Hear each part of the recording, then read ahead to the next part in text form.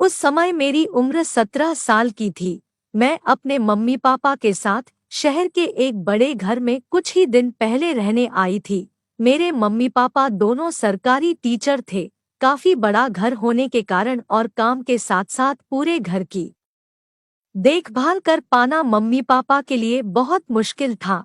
इसलिए हमें एक नौकर की जरूरत महसूस होने लगी। फिर एक दिन पापा के एक कलीग ने अपने किसी जानने वाले के लड़के को हमारे घर काम करने के लिए भेजा। उसकी उम्र 20 से 21 साल की रही होगी। जब मैंने उसे पहली बार देखा था, तभी से जिस अंदाज से वह मेरी तरफ देखता था वो मुझे बिल्कुल भी अच्छा नहीं लगता था। लेकिन वो घर का हर काम बहुत अच्छे तरीके से करता था। इसलिए मम्मी पापा ने उसे घर के काम के लिए रख लिया। मैंने भी नए शहर में एक नए स्कूल में एडमिशन ले लिया था। एक दिन जब मैं स्कूल से घर वापस आई तो मैं काफी थका हुआ महसूस कर रही थी। मैं अपने कमरे में गई और कपड़े बदलने लगी। जब मैं कपड़े बदल रही थी तो मुझे लगा जैसे कोई मुझे खिड़की से देख रहा है। मैंने पास जाकर देखा तो मुझे किसी के वहां से भागने की आहट महसूस हुई। फिर मैंने कपड़े बदल कर बाहर जाकर देखा तो नौकर हमारी गाड़ी साफ कर रहा था। वो मुझे सर से लेकर पांव तक बहुत बुरी नजरों से देख रहा था और लगातार मुझे घूरे जा रहा था। उसके इस तरह से देखने के अंदाज से मुझे काफी डर सा लगने लगा था।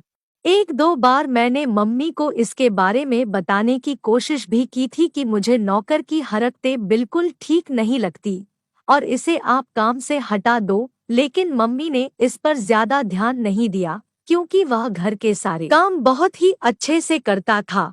फिर एक दिन मैं सुबह थोड़ा लेट उठी क्योंकि उस दिन मुझे हल्का बुखार था और स्कूल जाने का बिल्कुल भी मन नहीं था। मम्मी पापा अपने स्कूल जा चुके थे।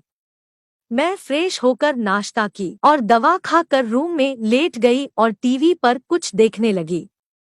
तभी नौकर मेरे कमरे में आया और पूछने लगा कि दोपहर के खाने में क्या बनाऊं। मैंने कहा कुछ भी बना दो। दोपहर में वह खाना बनाकर मेरे रूम में ही लेते आया तो मैं बिना कुछ सोचे समझे खाना खा लिया। खाना खाते ही मुझे कुछ अजीब सा महसूस होने लगा और चक्कर सा आने लगा तो मैं बेड पर लेट गई। तभी कुछ देर बाद नौकर मेरे कमरे में आ गया। मुझे बहुत तेज नींद आ रही थी और मैं बेड से हिल भी नहीं पा रही थी। मेरी आंखें अपने आप बंद हो रही थी और मुझे सब कुछ धुंधला सा दिखाई दे रहा था।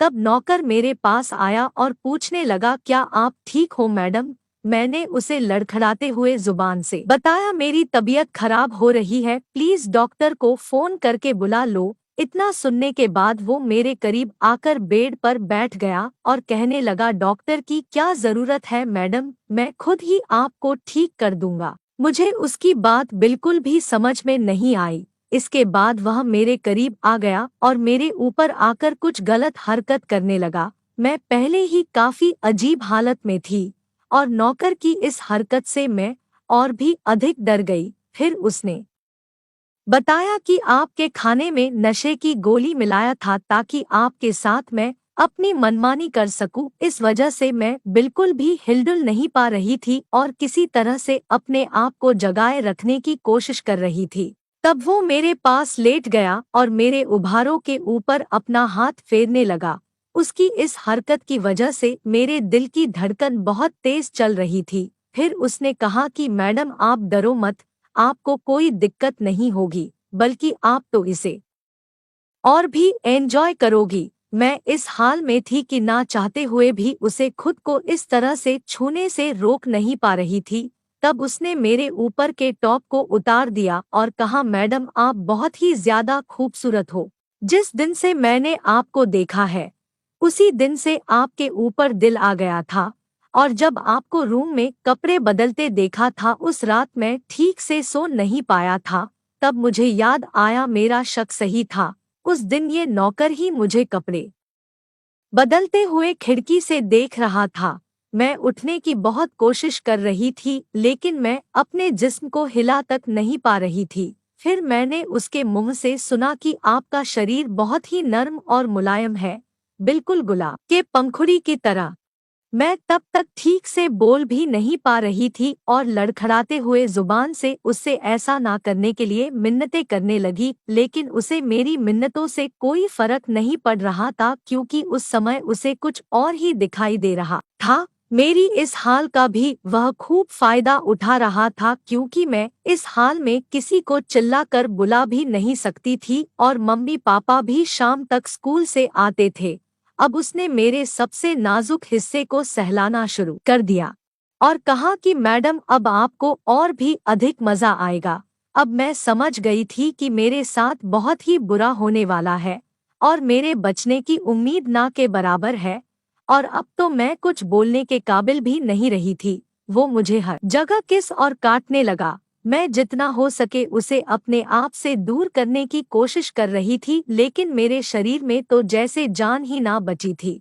फिर एकदम से मुझे ऐसे महसूस हुआ जैसे किसी ने मेरे नीचे से मेरे पेट में गर्म गर्म लोहा डाल दिया हो। वह दर्द सहना मेरे लिए असहनीय था, लेकिन मैं कुछ कर भी नहीं सकती थी। इसके बाद क्या हुआ मुझे कुछ भी नहीं मालूम हुआ क्योंकि मैं शायद बेहोश हो चुकी थी। फिर जब मुझे होश आया तो देखा कि वह नौकर मेरे बेड पर मेरे साथ ऐसे ही पड़ा हुआ था। अत्यधिक दर्द के कारण मेरा शरीर अकड़ गया था और मैंने रोते हुए उससे एक बार फिर से उसे डॉक्टर को बुलाने के लिए कहा, लेकिन उसने ऐसा कुछ नहीं किया बल्कि मेरे साथ फिर से वही सब करने लगा जो वो कई दिनों से सोच रखा था। इसके बाद मैं शायद फिर अपने होश में नहीं थी। जब मुझे होश आया तो मैं हॉस्पिटल के एक बेड पर पड़ी थी। मम्मी पापा मेरे पास बैठे थे और मम्मी लगातार रोए जा रही थी। मैंने धीमी आवाज में मम्मी से कहा, मम्मी मैंने तो आपको पहले ही बताया था, लेकिन तब आपने मेरी बातों पर ध्यान नहीं दिया।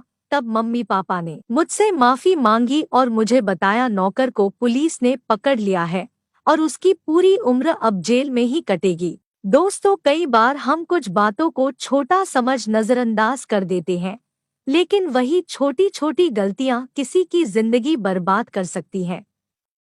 इसीलिए हमेशा अपने घर की बेटियों की बातों को ध्यान से सुने और उनकी सुरक्षा की जिम्मेदारी खुद लें, ताकि वह ऐसे किसी भेड़िए की जाल में ना फंसे। इस कहानी का उद्देश्य केवल आपको जागरूक करना है, ताकि आप और आपका परिवार सुरक्षित रहे। ये कहानी आपको कैसी लगी कमेंट बॉक्स में जरूर बताएं, और ऐसी ही वीडियो को देखने के लिए चैनल को भी सब्सक्राइब कर लें। धन्यवाद।